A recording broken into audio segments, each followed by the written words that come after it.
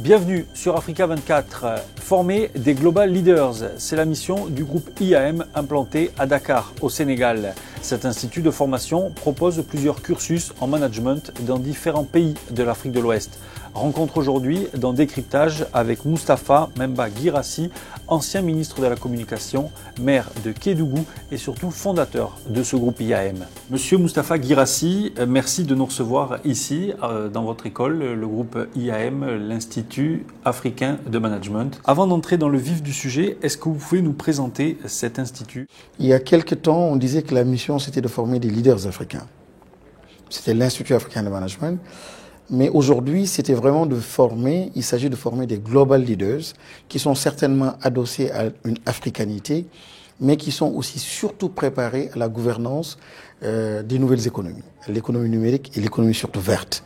On se dit qu'il faut être en Afrique, bien sûr, adossé donc à un système de valeurs, mais quand même participer au développement donc du monde de façon globale et par le truchement du développement des entreprises donc en Afrique.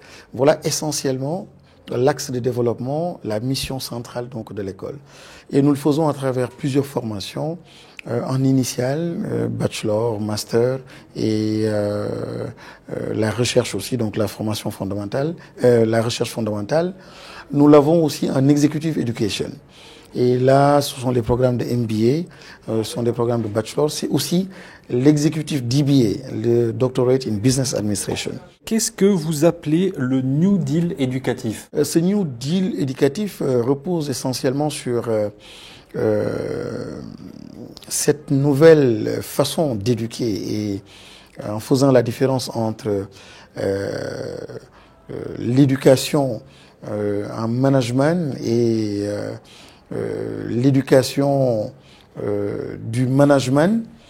Il y a une différence très subtile qui, l'un favorise en fait le développement personnel, un ancrage sur soi-même, autour de ses valeurs, autour de son système de valeurs, et l'autre, c'est simplement l'importation ou voilà une importation donc de certaines techniques managériales. Or, il ne s'agit pas d'une éducation au management en Afrique, mais plutôt d'une éducation africaine au management. Donc la nuance est importante.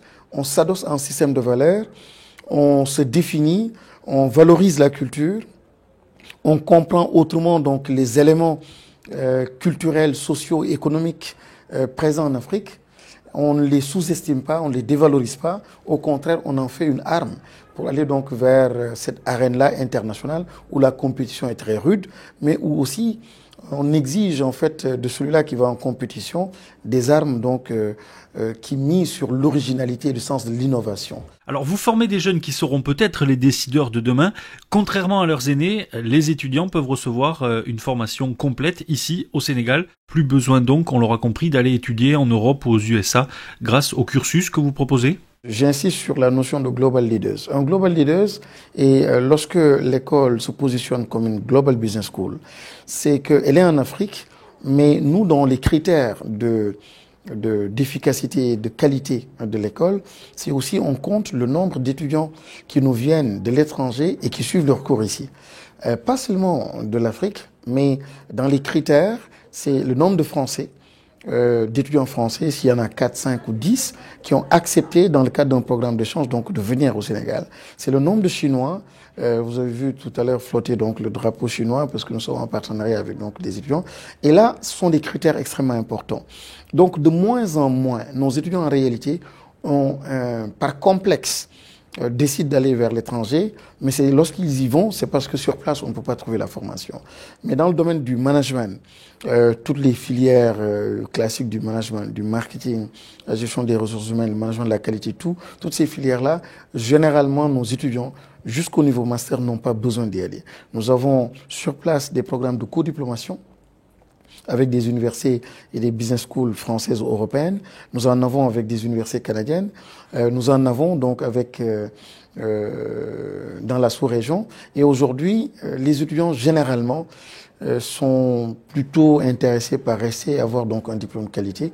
Et lorsqu'il s'agit pour des spécialisations, ils peuvent aller donc le faire de l'autre côté. Pour terminer, dites-nous un petit peu quels sont vos projets, les perspectives pour l'école pour l'année 2013. C'est surtout de réajuster tous nos programmes à notre nouvelle vision qui consiste à adosser donc nos formations davantage à l'africanité, mais surtout nous approprier et bien nous positionner dans le secteur de l'économie numérique et du green business. C'est aussi en mettant en place, d'ailleurs dans un mois, c'est le lancement de IAM Technologies. Donc c'est un autre département, une nouvelle école au sein du groupe qui va totalement et entièrement être dédié en fait aux nouvelles technologies, aux technologies de l'information et de la communication, mais pas en termes d'utilisation des technologies, mais surtout en termes donc de rupture de management dans l'espace, dans la nouvelle configuration économique donc numérique dans laquelle tous les pays se trouvent. Très bien. Monsieur Moustapha Guirassi, je rappelle que vous êtes le directeur général du groupe IAM, l'Institut africain de management. Merci beaucoup. Merci beaucoup.